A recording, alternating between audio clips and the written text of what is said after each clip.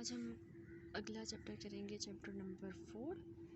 1, 2 and 3 हमने complete कर लिए। अब चैप्टर नंबर 4 स्टार्ट करेंगे, assessment of hearing test and tuning fork test भी होंगे इनमें। ठीक है, तो इस सेक्शन 1 का ये चैप्टर नंबर आज का 4 स्टार्ट करेंगे।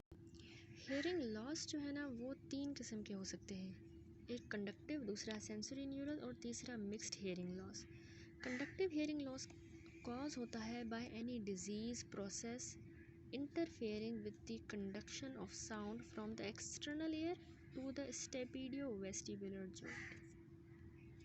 यानी कंडक्शन का मसला आ रहा है, कोई भी ऐसी डिजीज़ जो इंटरफेयर कर रही है कंडक्शन ऑफ साउंड के साथ, एक्सटर्नल एयर से लेके जो स्टेपीज जॉइंट बनाती है विंडो के साथ, तो वहाँ तक के डिफरेंस में कोई कंडक्शन हो रही है। ठीक है, दस द कॉज में लाई इन द एक्सटर्नल एयर, यानी कोई ऑब्स्ट्रक्शन हो सकती है, टिम्पैनिक मेम्ब्रेन में कोई मसला हो सकता है, परफोरेशन मिडल ईयर के फ्लूइड में, कोई ऑसिकल्स में कोई फिक्सेशन या डिस्ट्रक्शन हो सकती है, या यूस्टेशन ट्यूब की ऑब्स्ट्रक्शन हो सकती है। ये हो गई conductive hearing loss. Sensory neural hearing loss जो है ना, ये रिजल्ट करता है लेजन्स कॉक्लिया की, सेंसरी टाइप हो गया, या eighth cranial nerve and it's central connections की, ये न्यूरल टाइप हो गया। यानी कॉक्लिया की हो जाए कोई लेजन, ये सेंसरी कहेंगे, या उसको हम कह सकते हैं एट्थ क्रेनियल नर्व या उसके कनेक्शंस की जो है वो लेजन हो जाए, तो न्यूरल हो गया, ये सेंसरी न्यूरल। टर्म जो रेट्रोकोक्लियर है, ये हम यूज़ करते हैं जब हेयरिंग लॉस हो due to lesions of the eighth nerve and central deafness. यानी रेट्रोकोक्लियर कब कहेंगे, जब हेयरिंग लॉस हुई है एट्थ क्रेनियल नर्व की लेजन की वजह से और सेंट्रल डेफनेस हुई है, when it is due to the lesions of the central auditory connections. तो हम इसको सेंट्रल ऑडिटरी कनेक्शंस में मसला हो गया तो सेंट्रल डेफनेस, रेट्रोकोक्लियर जब एट्थ क्रेनियल नर्व की लेजन हो जाए। तीसरा हमने कहा है मिक्स्ड हेयरिंग लॉस। ठीक है, इस तरह की जो है इसमें ना elements of both conductive and sensory neural deafness दोनों प्रेजेंट होंगे इन द सेम ईयर। तो ये जो है ना इधर यहाँ पे इसमें एयर बोन गैप होता है indicating conductive element and impairment of the bone conduction indicating sensory neural loss. यानी इसमें एयर बोन गैप आ जाता है जो कि कंडक्टिव एलिमेंट आ गया, दूसरा बोन की कंडक्शन में इम्पेयरमेंट हो गई है, यानी सेंसरी न्यूरल लॉस हो गया। तो मिक्स्ड हेयरिंग लॉस ने देखा गया है सम केसेस ऑटोस्क्लेरोसिस में and chronic superlative otitis media में।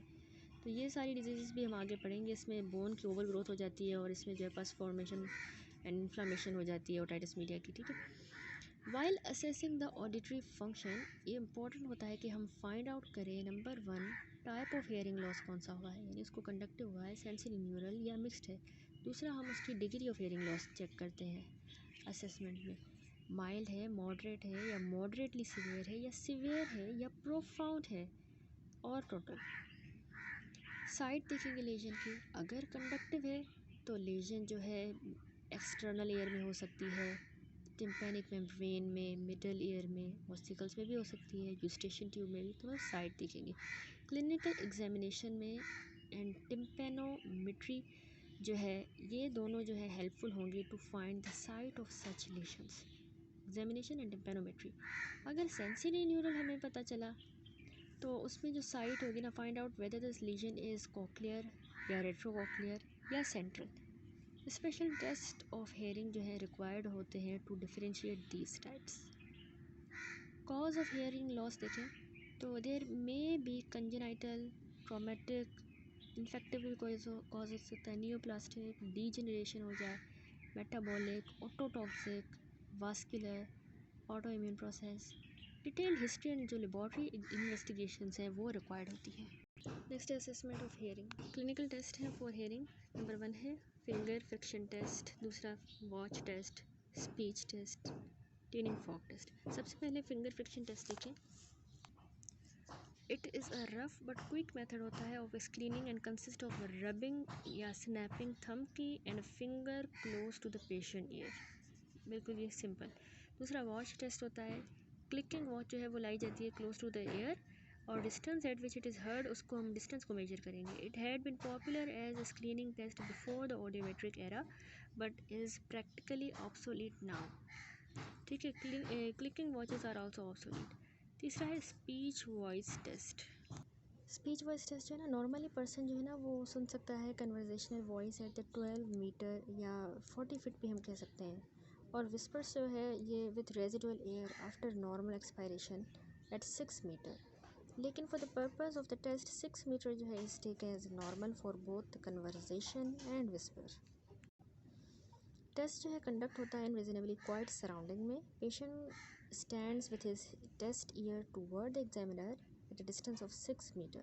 His ears are shielded to prevent the lip reading and the non-test ear जो है ना उसको हम ब्लॉक करेंगे by intermittent pressure on the tragus by an assistant, ठीक है, वो उसको प्रेस करके रखेगा। The examiner uses pondy words जैसे कि black night, football, daydream या नंबर्स विद लेटर्स जैसे X3B 2AZ M60, ताकि वो लिपसिंग को समझ ना पाए, सुन के बताए, इसलिए इस तरह के words. And gradually walks toward the patient, और ऐसे ऐसे वो उसकी तरफ वॉक करता जाएगा। तो डिस्टेंस जिस पे कन्वर्जेशनल वॉइस और जो विस्पर्ड वॉइस सुनी गई है उनको हम मेजर करेंगे उस डिस्टेंस को। डिसएडवांटेज स्पीच टेस्ट का है कि lack of standardization in the intensity and pitch of voice used for testing and the ambient noise of the testing place, तो ये इसके डिसएडवांटेजेस है। चौथा है ट्यूनिंग फॉर्क टेस्ट। ये टेस्ट जो है परफॉर्म होते हैं with tuning fork of different frequencies जैसे कि 128, 256, 512, 1024, 2048 एंड 4096 हर्ट्ज। लेकिन रूटीन क्लिनिकल प्रैक्टिस के लिए ट्यूनिंग फॉर्क जो है 512 हर्ट्ज का आइडियल होता है। फॉक लोअर फ्रीक्वेंसीज के जो है वो प्रोड्यूस करते हैं sense of bone vibration, while जो हाई फ्रीक्वेंसी वाले हैं उनको शॉर्टर डिके टाइम होता है and are thus not routinely preferred. Tuning fork जो है ये एक्टिवेट होता है by striking it gently against examiners elbow, heel of hand या फिर rubber heel of shoe. Air conduction को टेस्ट करने के लिए इस फिगर को भी देखते जाएं। एयर कंडक्शन को टेस्ट करने के लिए वाइब्रेटिंग जो फॉक होता है ना वो हम रखेंगे vertically in the line with the meatus about 2 centimetre away from the opening of the external auditory canal, ठीक है। साउंड वेव्स ट्रांसमिट होंगे टिम्पैनिक मेम्ब्रेन से मिडल ईयर, ओसिकल, पेरिनल ईयर में। Thus by air conduction test function दोनों का जो है ना कंडक्टिंग मैकेनिज्म का भी और कोक्लिया का दोनों का हम टेस्ट कर रहे होते हैं, यानी सेंसरी न्यूरल और कंडक्शन डेफनेस दोनों चेक करेंगे। नॉर्मली जो है hearing through air conduction louder होती है और हर्ड होती है ट्वाइस एज लॉन्ग, ज़्यादा समय तक हमें सुनाई देती है, ज़्यादा टाइम तक, twice as long as through the bone conduction route. To test the bone conduction the foot plate जो होगा ना वाइब्रेटिंग ट्यूनिंग फॉक का, उसको हम रखेंगे ऑन द मैस्टोइड बोन के ऊपर। कॉक्लिया स्टिमुलेट होता है डायरेक्टली बाय द वाइब्रेशन जो कंडक्ट हो रही है थ्रू स्कल बोन से, और थस बोन कंडक्शन जो है मेजर होता है कॉक्लियर फंक्शन का, सिर्फ कॉक्लियर का। The clinically useful tuning fork test include, एक तो उसमें रिनी टेस्ट होता है। रिनी टेस्ट कैसे होता है कि इस टेस्ट में ना एयर कंडक्शन, ईयर की जो एयर कंडक्शन है उसको हम कंपेयर करते हैं बोन कंडक्शन के साथ। वाइब्रेटिंग ट्यूनिंग फॉक को हम रखते हैं ऑन द पेशेंट के मेस्टोइड पे, और जब वो कहता है वो सुनना मतलब उसको सुनाई नहीं देता, व्हेन ही स्टॉप्स हियरिंग, तो उस ट्यूनिंग फॉक को हम मीटर्स के पास लेके आते हैं, ठीक है। जब हम उसको कहेंगे कि अपनी फिंगर रेस करें जब उसको नहीं सुनाई दे रहा, तो मेस्टोइड से जैसे वो फिंगर रेस करेगा तो हम आगे लेके आएंगे ट्यूनिंग फॉक को मीटर्स के पास। अगर फिर भी उसको सुनाई दे रहा है तो हम कहेंगे कि एयर कंडक्शन जो है उसकी ज़्यादा है देन द बोन कंडक्शन, तो ये नॉर्मली हो गया। अल्टरनेटिवली पेशेंट को हम कहेंगे आस्क करेंगे to compare the loudness of the sound heard through air and bone conduction के कंपेयर करके बता। रिनी टेस्ट जो है ना वो पॉजिटिव कहलाता है जब एयर कंडक्शन लॉन्गर हो या लाउडर हो देन द बोन कंडक्शन, और ये देखी जाती है नॉर्मल पर्सनस में और those having the sensory neural deafness, ठीक है। सेंसरी न्यूरल वालों में भी हमेशा एयर कंडक्शन ज़्यादा मिलेगी क्योंकि sensory neural deafness opposite air में हो रही है, जबकि इस वाले में एयर कंडक्शन सही है तो उसमें हमें रिनी टेस्ट जो पॉजिटिव मिलता है। नेगेटिव रिनी टेस्ट जो होता है जिसमें मतलब बोन कंडक्शन ज़्यादा उसको सुनाई दे रही है, एयर में उसको कम सुनाई दे रहा है, तो वो देखा जाता है कंडक्टिव डेफनेस में, यानी बोन कंडक्ट नहीं कर रही। नेगेटिव रिनी इंडिकेट करता है minimum air bone gap of 15 to 20 decibel. Production of the air bone gap जो है वो बनाई जा सकती है अगर ट्यूनिंग फॉक 256, 512 या 1024 हर्ट्ज़ की यूज़ हो। रिनी टेस्ट इक्वल या negative for 256 hertz but positive for 512 hertz जो है वो इंडिकेट करता है air bone gap 20 to 30 decibel का। रिनी टेस्ट नेगेटिव है 256 के लिए और 512 के लिए, लेकिन पॉजिटिव है 1024 के लिए। इंडिकेट करता है कि बोन गैप जो है air bone gap 30 to 45 decibel. और रिनी टेस्ट जो है negative for all the 3 tuning fork 256, 512, 1024 indicate करता है एयर बोन गैप 45 से 60 डेसिबल का है। और यहाँ पे हमने देखा था कि जो मिनिमम होता है वो 15 से 20 डेसिबल का गैप होता है। Remember that the negative Rinne for 256, 512 and 1024 hertz indicate करता है minimum air bone gap 15, 30, 45 decibel respectively. False negative Rinne क्या है? ये सीन देखा गया है इन सीवियर यूनिलैटरल जो सेंसरी न्यूरल हियरिंग लॉस होता है उसमें पेशेंट जो है परसीव नहीं करता कोई भी sound of the tuning fork by the air conduction, लेकिन रिस्पॉन्ड करता है to the bone conduction testing. This response to the bone conduction is in reality from the opposite ear से बिकॉज ऑफ ट्रांसक्रेनियल जो है ना transmission होती है sound की। इस तरह के केसेस में करेक्ट डायग्नोसिस है वो can be made by masking the non test ear को हम बैरनीज नॉइस बॉक्स के साथ मास्क करेंगे, वाइल जो टेस्टिंग है जिसकी हो रही है बोन कंडक्शन की तो उसको टेस्ट करेंगे, बाकी वाले को बैरनीज नॉइस बॉक्स से मास्क करेंगे। वेबर टेस्ट जो है will further help as it gets lateralize to the better ear. Rinne के बाद हम वेबर करते हैं। वेबर टेस्ट, इस टेस्ट में जो है ना वाइब्रेटिंग ट्यूनिंग फॉर्क को हम रखते हैं middle of the four head पे या फिर वर्टेक्स पे रखेंगे और पेशेंट को हम कहेंगे कि मतलब पूछेंगे कि in which ear the sound is heard. तो नॉर्मली जो है ना वो हर्ड इक्वली होता है दोनों कानों में।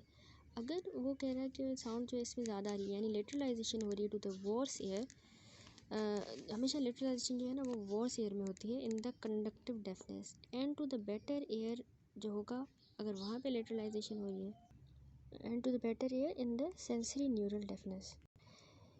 यानी कंडक्टिव डेफनेस में वॉर्स एयर की तरफ ये लेटरलाइज हो जाएगी।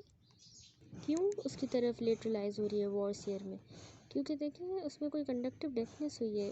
अगर हम कान के ऊपर उंगली भी रख लें तो हमें उस तरफ ज़्यादा साउंड सुनाई देती है। क्यों? क्योंकि जो बाकी जो साउंड्स है ना वो ब्लॉक हो जा रही है तो हमें वो वाली ट्यूनिंग फॉर्क वाली साउंड ज़्यादा सुनाई देगी, तो हम कहेंगे कि कंडक्टिव डेफनेस है।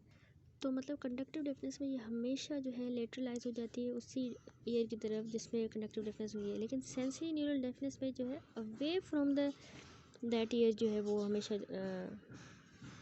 लेटरलाइज होती है। इसका मतलब अगर किसी को राइट ईयर, यहाँ पे देख लें, अगर किसी को राइट ईयर में मतलब कंडक्टिव डेफनेस है तो ये साउंड इसकी यहाँ पर लेटरलाइज होगी, लेकिन अगर इसको कोई दूसरा पेशेंट जिसको इस लेफ्ट वाले में यहाँ पे सेंसरी न्यूरल डेफनेस है तो ये away from the sensory neural उसी ही तरफ लेटरलाइज होती है। इस तरह इसका कॉन्सेप्ट है by doctor Najeeb. In Weber test sound travel directly to the cochlea via bone के जरिए, ठीक है। Lateralization of the sound in the Weber test जो है ना with tuning fork 512 hertz imply a conductive loss of 15 to 25 decibel in ipsilateral ear, या फिर sensory neural loss होगा इन द कॉन्ट्रालेटरल एयर। हाँ वही बात जो नजीब ने बताई, डॉक्टर नजीब ने, कि मतलब अगर सेंसरी न्यूरल इस ईयर में है, इस ईयर में है तो ये कॉन्ट्रालेटरल साइड पे ही लेटरलाइजेशन होगी, लेकिन अगर कंडक्टिव डेफनेस से इस ईयर में तो उसी साइड पे ही लेटरलाइजेशन होगी, इप्सिलेटरल। फिर है absolute bone conduction test, ABC test. ये जो बोन कंडक्शन जो है मेजर है कॉक्लियर के फंक्शन का। एबीसी टेस्ट में पेशेंट की जो बोन कंडक्शन है हम उसको कंपेयर करते हैं with that of the examiner, presuming that the examiner has normal hearing, ठीक है। एक्सटर्नल ऑडिटरी मीटर्स दोनों का पेशेंट का और एग्जामिनर को should be occluded by pressing the tragus inward. उसके बाद टू प्रिवेंट द एम्बियंट, इसलिए कि ताकि एम्बियंट नॉइस को प्रिवेंट करें entering through the air conduction route. In conductive deafness the patient and the examiner hear the fog for the same duration of the time. Sensory neural deafness में patient जो है वो hear करेगा fog को for shorter duration, यानी इसको थोड़ी देर के लिए बस सुनाई देगा।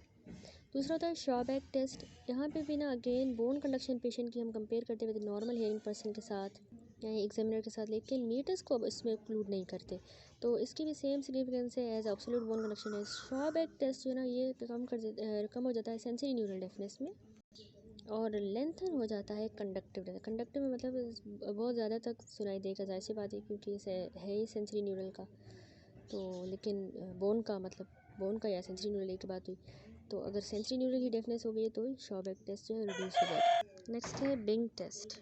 ये टेस्ट होता है बोन कंडक्शन का और एग्जामिन करता है effect occlusion of the ear canal का ऑन हेयरिंग, यानी एयर कनाल को इंक्लूड करें तो उसका हेयरिंग पे क्या इफेक्ट होगा। वाइब्रेटिंग ट्यूनिंग फोक जो है ना उसको हम रखेंगे मैस्टोइड पे, while the examiner alternately close करेगा और ओपन करेगा एयर कनाल को by pressing on the tragus inward.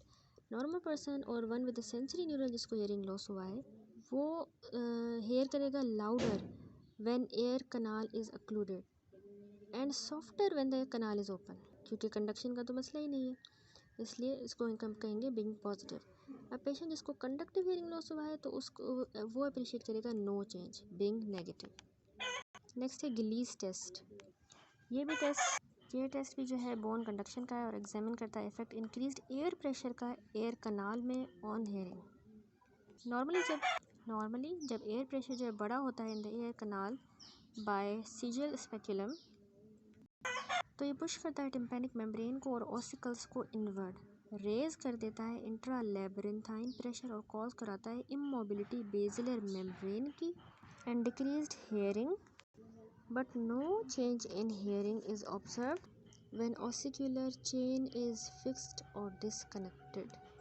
गिलीस test जो है ना वो परफॉर्म होता है by placing a vibrating fork on mastoid while changes in the air pressure in the air canal are brought about by sagittal speculum. Release test जो है ना ये पॉजिटिव होता है in the normal person in those with sensory neural hearing loss। ये negative होगा with ossicular chain जब ossicular chain fixed होंगी या डिस्कनेक्ट हो जाएंगी तब नेगेटिव होगा। It was popular test to find out the stapes fixation जो otosclerosis में होती है, लेकिन अब जो है ये सुपरसीड हो गया है बाय टिम्पैनोमेट्री। ठीक है, तो मेनली हम इसमें एक स्पेक्युलम यूज़ कर रहे थे जिससे हम जो है वो प्रेशर चेंजेस ला रहे थे एयर कनाल में, तो उस प्रेशर के बनने की वजह से जो है वो हेयरिंग कम हो रही थी, लेकिन जो है हेयरिंग ऑब्ज़र्व ही नहीं होती हेयरिंग जब ऑसिकुलर चेन फिक्स हो जाती है। तो इन कंडीशन में ओटोस्क्लेरोसिस वगैरह में ऐसा होता है, तो इस तरह से इसका पता चल जाता है। ठीक है, फिर है ऑडियोमेट्रिक टेस्ट। सबसे पहले है प्योर टोन ऑडियोमेट्री। देखें, ऑडियोमीटर जो है ये एक इलेक्ट्रॉनिक डिवाइस होती है जो प्रोड्यूस करती है प्योर टोन्स, इंटेंसिटी जिनकी बढ़ाई जा सकती है या कम की जा सकती है इन 5 डेसिबल स्टेप्स। ठीक है, 4.2 फिगर में देखिए यहाँ पे दिखाया गया है 2 रूम ऑडियोमीटर सेटअप है। ऑडियोमेट्रिशियन जो है ये वॉच कर रहा है रिस्पॉन्सेस पेशेंट का जो बैठा हुआ है across the glass partition. Usually जो है एयर कंडक्शन थ्रेशोल्ड जो है मेजर होते हैं फोटोन्स 125, 250, 500, 1000, 2000, 4000, 8000 हर्ट्ज, और जो बोन कंडक्शन के थ्रेशोल्ड्स हैं वो 250, 500, 1000, 2000 and 4000 hertz. Amount of intensity जो हमें बढ़ानी होगी अबव द नॉर्मल लेवल से, वो मेजर होता है of the degree of hearing impairment, यानी इतनी इम्पेयरमेंट हुई है एट दैट फ्रीक्वेंसी। ठीक है, it is chartered in the form of graph जिसको हम ऑडियोग्राम कहते हैं। थ्रेशोल्ड जो है बोन कंडक्शन का वो मेजर होता है कॉक्लियर फंक्शन का। Difference in the threshold of the air and bone conduction air bone gap कहलाता है। ये मेजर होता है of degree of conductive deafness, उसका मतलब ये मेजर होता है conductive deafness. It may be noted that the audiometer is so calibrated that the hearing of a normal person both for the air and bone conduction is at 0 decibel पे and there is no air-bone gap। ठीक है, while tuning fork test normally show air conduction ज़्यादा as compared to bone conduction। तो ये normally की बात हो रही है। जब difference between the two ear 40 decibel हो या above in the air conduction threshold, the better ear जो है इस उसको मास्क करेंगे to avoid getting a shadow curve from the non test better ear. Similarly masking essential होती है in all bone conduction studies में। ठीक है, मास्किंग जो है वो डन होती है by employing narrow band noise to the non test ear. जो 3 नॉइज़ हमने पढ़ी थी, जो नैरो बैंड नॉइज़ है वो हम उसकी मदद से उसको एम्प्लॉय करके नॉन टेस्ट ईयर के ऊपर मास्किंग करेंगे। नेक्स्ट आ जाते हैं uses of pure tone audiogram. ये मेजर होता है of threshold of hearing by air and bone conduction and thus degree and type of hearing loss, यानी हमें थ्रेशोल्ड पता चलेगा एयर बोन दोनों कंडक्शन का, और डिग्री और टाइप ऑफ हियरिंग लॉस का भी पता चलेगा। A record can be kept for future reference के लिए। इसके अलावा ऑडियोग्राम एसेंशियल होता है for prescription of hearing aid की ज़रूरत है या नहीं। इसके अलावा help to find the degree of handicap for medico legal purposes के लिए। इसके अलावा ये हेल्प करता है to predict the speech reception threshold. Next है स्पीच ऑडियोमेट्री। इस टेस्ट में ना पेशेंट की ability to hair and understand speech वो हम मेजर करेंगे कि वो सुन कितना रहा, अंडरस्टैंड कितना करा। 2 पैरामीटर स्टडी करेंगे, स्पीच की रिसेप्शन थ्रेशोल्ड और दूसरा discrimination score. Speech reception threshold क्या होता है? SRT। ये मिनिमम इंटेंसिटी होती है जिस पे 50% ऑफ द जो वर्ड्स होते हैं ना वो रिपीट होते हैं करेक्टली बाय द पेशेंट। वो सही तरीके से उनको रिपीट करता है 50%। अ सेट ऑफ स्पॉन्डी वर्ड्स यानी those syllable words with equal stress on each syllable, जैसे कि बेसबॉल, सनलाइट, डे ड्रीम, ये हम डिलीवर करते हैं ईच ईयर को through the headphone of an audiometer, उसके ज़रिए। ठीक है, the word list are delivered in the form of recorded tapes या फिर मॉनिटर्ड वॉइस होती है और उनकी इंटेंसिटी वेरी करेगी 5 decibel steps till half of them जो है वो करेक्टली हर्ड हो। नॉर्मली SRT जो है with in 10 decibel of an average of pure tone threshold of 3 speech frequencies होता है, 500, 1000 और 2000 का। ठीक है, SRT better than the pure tone average by more than 10 decibel suggest करता है फंक्शनल हियरिंग लॉस। मतलब उसको विद इन द 10 डेसिबल ही होना चाहिए, उसके ज़्यादा होगा तो उसका मतलब है कि इसको फंक्शनल हियरिंग लॉस है। दूसरा हमने कहा स्पीच डिस्क्रिमिनेशन स्कोर होता है, आल्सो इसको हम कहते हैं स्पीच रिकॉग्निशन या फिर वर्ड रिकॉग्निशन स्कोर। ये मेजर होता है पेशेंट की एबिलिटी कि वो अंडरस्टैंड कर रहा है स्पीच को। यहाँ पे ना लिस्ट होती है फोनेटिकली बैलेंस्ड PB वर्ड्स होते हैं, सिंगल सिलेबल अब यहाँ पे होगा, जैसे पिन, सिन, डे, बस। डिलीवर करेंगे पेशेंट के हर ईयर में separately 30 to 40 decibel above his SRT, उसकी स्पीच रिसेप्शन थ्रेशोल्ड से अबव। ठीक है, and the percentage of the word जो करेक्टली वो सुनता है पेशेंट उसको हम रिकॉर्ड करेंगे। नॉर्मल पर्सन में वो जो जिनको कंडक्टिव हियरिंग लॉस है तो उनका हाई स्कोर होता है कंडक्टिव वालों में, और नॉर्मल में 90 to 100 होता है।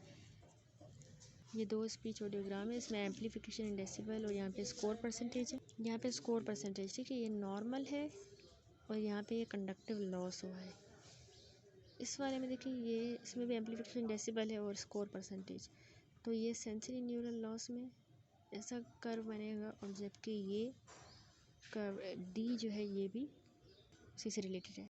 ये टेबल अभी हमारा रह गया ट्यूनिंग फॉक टेस्ट और उनके इंटरप्रिटेशन वाला। तो रिनी में हमने देखा कि एयर कंडक्शन ज़्यादा होती है देन द बोन कंडक्शन, जबकि कंडक्टिव डेफनेस अगर है तो उसमें बोन कंडक्शन ज़्यादा होगी, क्योंकि नॉर्मली तो रिनी जो एयर को ज़्यादा करता है प्रेफर, तो कंडक्टिव हो रही है तो एयर से नहीं होगा ज़्यादा, बोन वाला ज़्यादा होगा, उसको हम कहेंगे रिनी नेगेटिव।